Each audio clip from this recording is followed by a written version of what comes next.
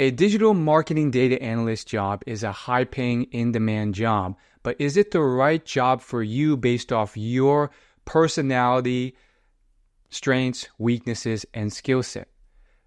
Here's a little hint. It doesn't require as much data and analytics as a typical data analyst job as you might think. So we're going to be covering 5 things that will help you determine if this is a good job fit for you and how you can potentially get this job even without a degree in the field. So with that being said, let's get started.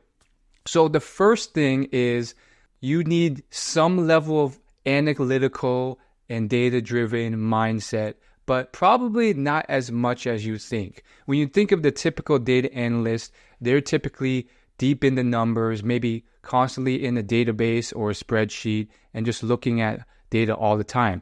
I mean, some of them, I guess the higher level ones, the data scientists, are even required to have PhDs or masters in data engineering or something like that, or data science. However, for the role that I have as a digital marketing analyst, you don't need to be that crazy with the numbers. I mean, it certainly helps if you have this certain look or a certain proclivity to numbers, because you will be using a lot of numbers.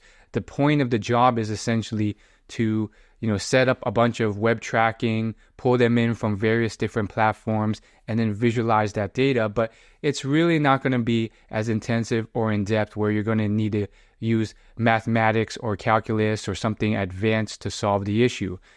Usually, a lot of business leaders are really just looking to see if their goals are being met, and they're asking you, how can we show irrefutable evidence that our initiatives are working? And so you're going to be able to piece together some numbers and some data, but it's nothing crazy. It's traffic, it's engagement, it's conversions, and it's really just being strategic enough to piece out how to get the right numbers from the sea of metrics out there available on analytics tools for these leaders, and knowing how to see them in these platforms and tools. So you don't need to be a master's in any of this stuff, but you do need to be able to fully navigate Google Analytics 4, for example, or whatever other analytics tool they may be using. It's not always Google. So you can learn that. It's not rocket science, but it will take some intense focus for maybe 1, 2, 3 months of work and training. Okay, the second thing that you need to focus on is if you love marketing, whether that's social media marketing, digital marketing, online marketing, I think this is an important part of the job. And so having some passion or interest in it matters. I think what's most important is being able to piece together the multiple pieces of marketing and understand why it works, what doesn't work, why SEO is important, and why it works, where it doesn't, and piece that together with other pieces of marketing like email marketing and advertising. Not just, some people, they hear social media and they're like, oh yeah, I love to scroll on Instagram or TikTok. That's not necessarily understanding social media marketing. That's just being a consumer. But you need to understand why that works, why certain businesses use social media on the organic side versus the advertising side, and having some level of interest. You don't have to be an expert, but some level of proficiency and interest in those different fields, especially if you have some prior agency experience. It's really helpful because you're not going to be able to just talk theory. You're also going to be able to explain and understand every piece of the puzzle and walk the walk. For example, for me, I worked at a previous agency, so I cut my teeth with SEO and pay-per-click advertising. So I can kind of piece together when someone's kind of BSing or someone's doing tactics that work or don't work when it comes to some of these marketing channels and marketing service lines. And it's really fascinating to me because I'm a huge fan of online business. Number 3, if you like to set up things and then build them up and then basically create things and track things. Now, this is more of kind of the behind the scenes rigging things up. It may not be the type of creation that you might envision if you are, say, starting a YouTube channel and building videos. It's more of the kind of behind the scenes, almost pseudo developer-esque building of things. But some people find fulfillment in that behind the scenes work. So you're not necessarily building a website, but it's akin to that because you're going to be focused on the analytics tracking.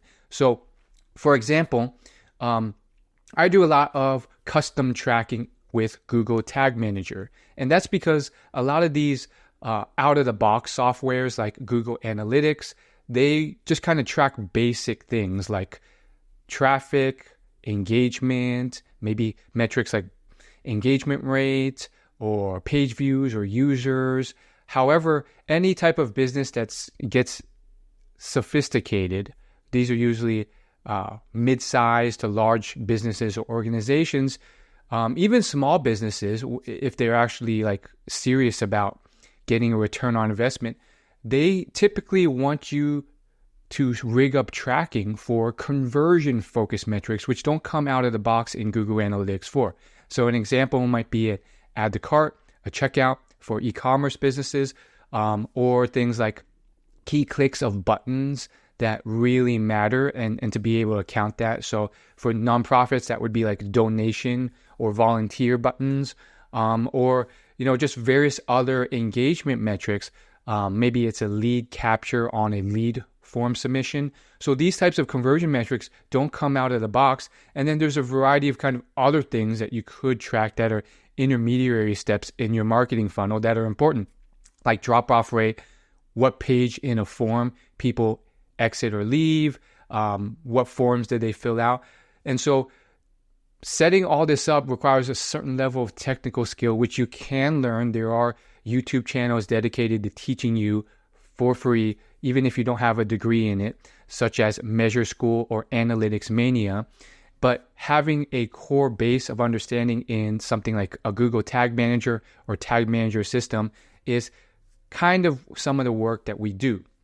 Number 4, if you like to be a detective and hunt and figure out why something is broken. So if you have that personality trait where, something's not working and you have to go through every little step and be kind of rigorous and comprehensive, and you're maybe the type of person who can tell if someone's not as comprehensive as you because you'll notice how they do go through steps and they'll miss steps in a procedure. That's very helpful for this type of role, especially when it comes to the type that sets up tracking or sets up something or pulls data in.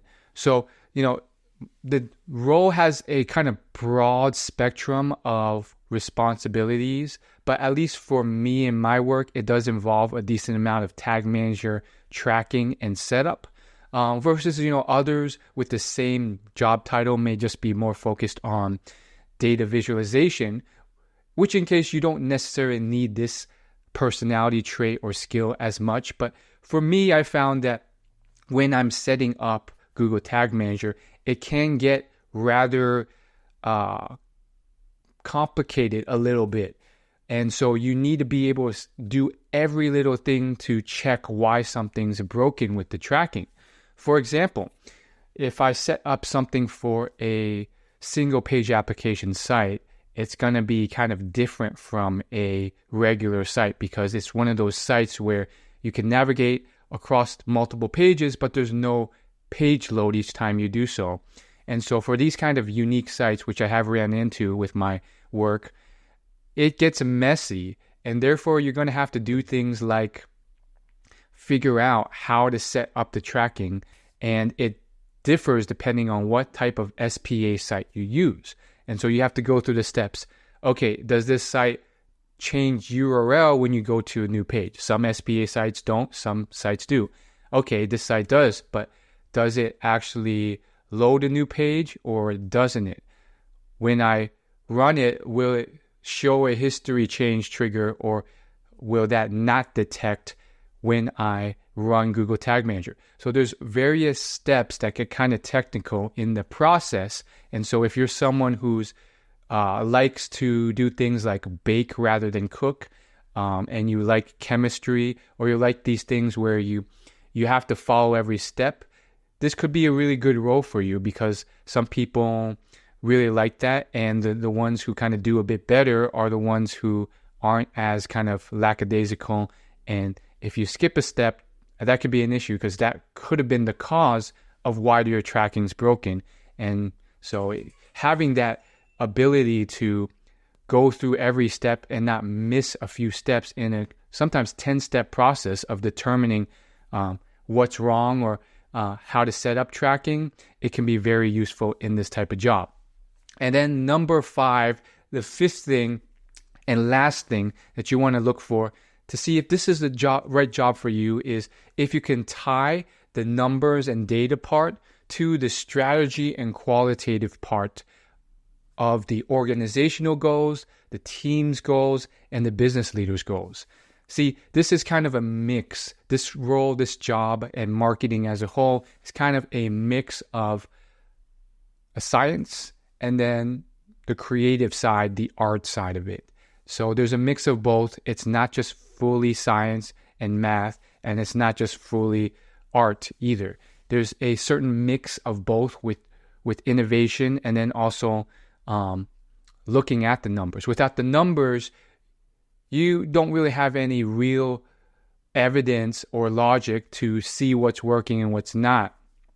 And then without the qualitative side, then the numbers have no meaning and direction. But also, you need to speak and communicate effectively with other humans to deliver your results, convey it appropriately and succinctly and effectively. And those are social skills sets that are really important that some technical people don't have.